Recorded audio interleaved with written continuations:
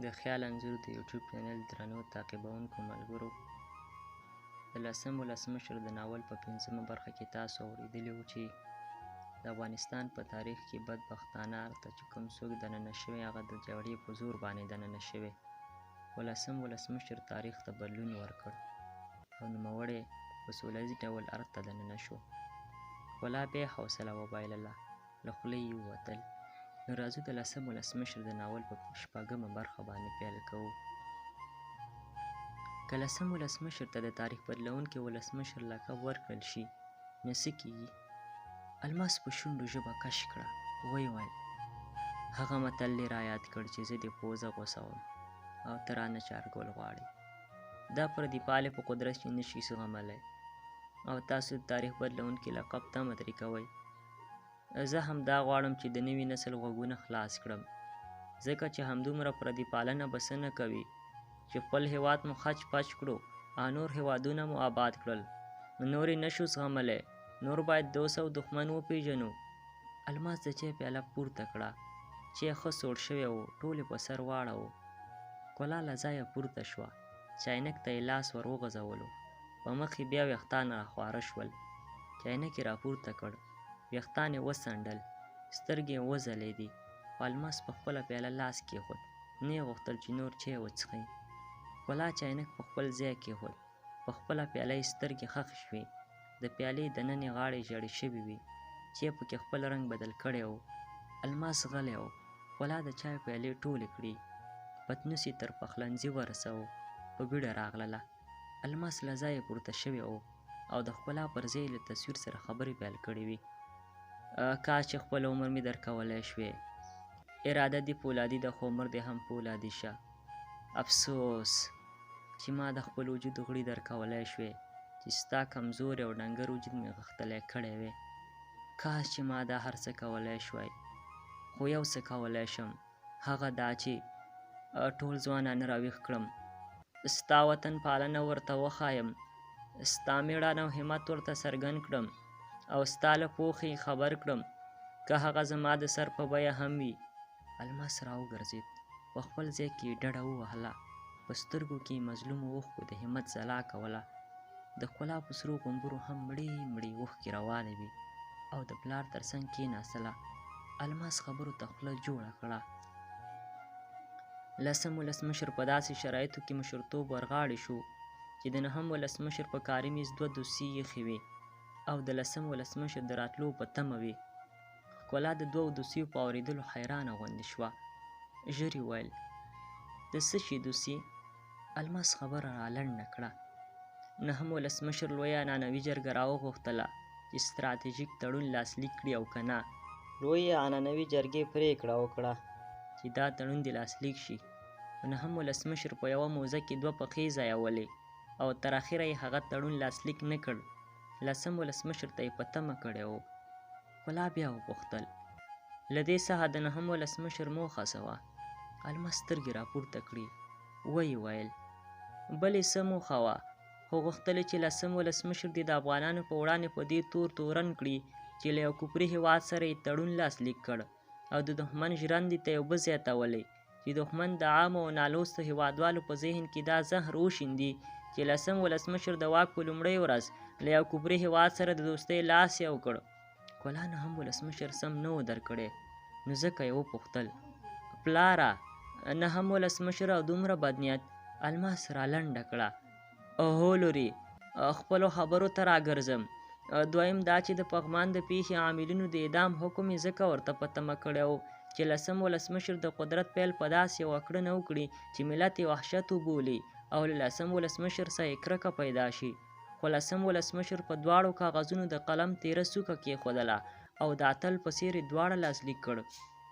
د هرې ورځې په تېرېدو سره یې لوی لاسته راوړنې درلودلې چې ملت به یې هېڅ تمه نه لرله.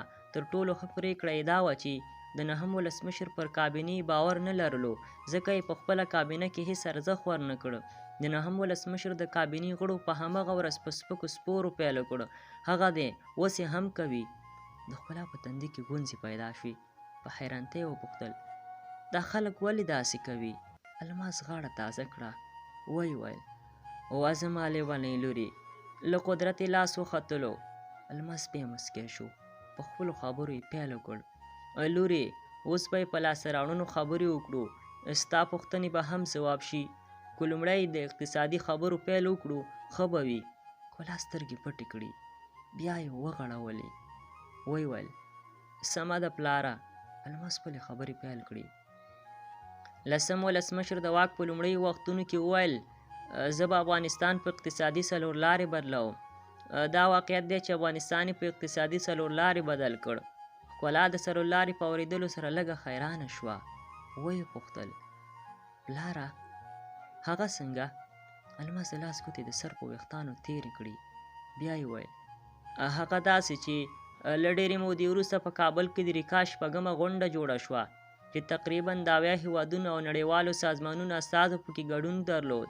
د چین، قرغیزستان، تاجکستان، افغانستان او ایران هېوادونو ترمنځ 15 اړخیزې ریل پټلۍ او د تاجکستان، افغانستان او ترکمنستان هېوادونو ترمنځ د 3 اړخیزې د ریل پټلۍ او د لاجوردو لارې باندې خبرې اترې وشوې. په دې ناسته کې ټولو ګډونوالو په اقتصادي برخه کې له افغانستان څخه د ملاتړ غږ اوچت کړ. د ښکلا په مخ کې بیا د خوښۍ نښې رابرسېره شوې. په خوښۍ یې وویل یعنې اقتصادي ملاتړ مو هم ترلاسه کړ. الماس خبره ورغبرګه کړه. هو لورې. بیا یې خبرې پیل کړې. 2 کاله وروسته د اشخاباد په ښار کې چې د ترکمنستان هېواد پلازمینه ده د ریکا اومه ناسته وشوه چې په دې ناسته کې د 68 هېوادونو او نړیوالو سازمانونو استازو د 10 ولسمشر د حکومت له کارونو ملاتړ وکړ. ښکلا د خبرې په منځ کې ولوېده. موږ هم بل ډول خلک یو. ټوله نړۍ له کارونو ملاتړ کوي لیکن موږ ته د منلو وړ نه دی. الماس پرته له ځنډه خپلې خبرې راواخیستې.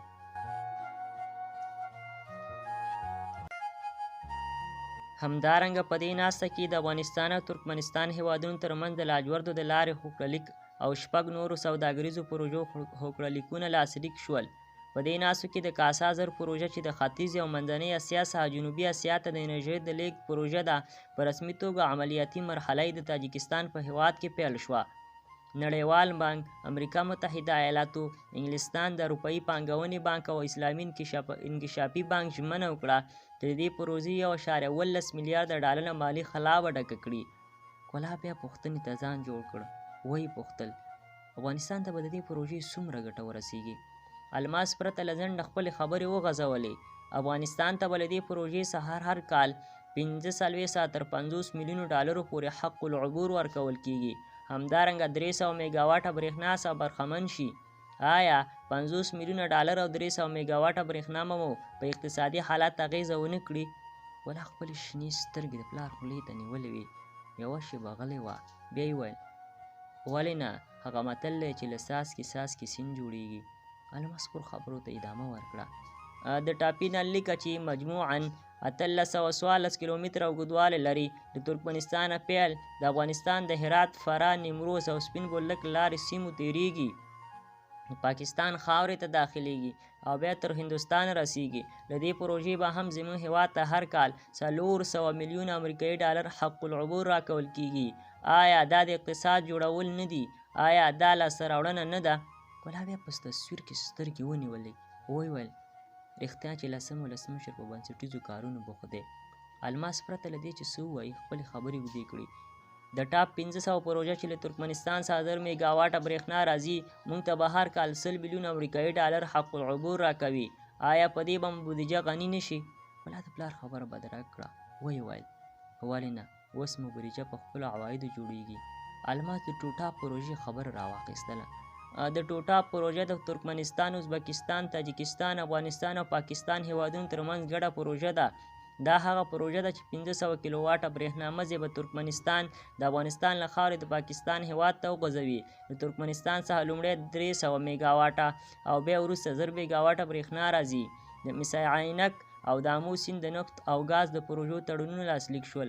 آیا د داسې پروژو تطبیق به مو د هېواد او نورو هېوادونو له مرستو خلاص نه کړي؟ د ښکلا شونډې وخوځېدې. ویې ویل پلاره 9 ولسمشر خو له نورو هېوادونو پیسې په سوال راوړي. په 10 ولسمشر بیا له نورو هېوادونو خپل حق په لوړ سر غواړي. الماس مسکی شو. پرته له کوم ځنډ ویل اوهو لورې، لسم ولسمشر دا په ثبات ورسوله چې افغانان که هر څومره بېوزله هم وي د چا احسان پر ځان نه باروي. لسم ولسمشر خپل افغاني غرور او همت ټولې نړۍ ته څرګند کړ، خو په هر صورت خپلو خبرو ته راګرځم. له دې وړاندې موږ د هند هېواد سره په دې کچه سوداګري نه لرله لکه دا نن چې لرو. د بېلګې په توګه د چابهار له بندره مو وړاندې سوداګري نه درلودله. اوس هغه دی، د چابهار د بندر له لارې موږ د هند هېواد سره خپله سوداګري پیل کړه. د هراتات بندر له لارې د مرکزي اسیایي هېوادونو سره ونښلېدلو، چې اسانه کار نه و. که اسانه کار وی نو هم ولسمشر به کړی و که نه. الماس بیا یو متل راواخیست: لون له خدایه څه غواړي؟ دوه سترګې. موږ هم خپل اقتصاد پیاوړی غواړو. هر کله مو چې اقتصاد پیاوړی شو بیا هر څه سمیږي. بیا یې خبرو ته خوله جوړه کړه. د فاریاب او هرات ولایتونو د تورغونډۍ د اقینې بندرونو څخه پیلیږي او بیا د ترکمنستان له لارې لکه سپین بهیري او ګرجستان، اذربایجان او ترکیې له لارې اروپا ته رسیږي. په دې لاره کې سړک، پټلۍ او د سمندري لیږد رالېږد وسایل شامل دي. د ښکلا شونډې ورپېدې، په مړه لهجه یې وویل: دا خو له ډېرو هېوادونو سره ونښلېدو. الماس سر وښوراوه، پاتې خبرې راواخیستې. دا و د لسم ولسمشر د ناول شپږمه برخه. د راتلونکې برخې مو په لایزال څښتن تعالی سپارم.